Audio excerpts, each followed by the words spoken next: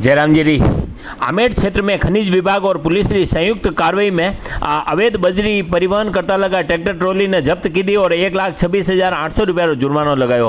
मैं आपने बताऊं कि चंद्रभागा नदी में क्षेत्र में लोडियाना वीरवास गांव में सुबह 7 बजे पुलिस थाना कुंवारिया गश्त दौरान एक ट्रैक्टर ट्रॉली बजरी परिवहन करता लगा नजर आई और वहीं बाद में खनिज विभाग अवैध परिवहन करता लगा और ट्रॉली ने जब्त की दी और खनिज विभाग आमेट और ट्रैक्टर मालिक ने 1,26,800 रुपया जुर्मानो लगायो।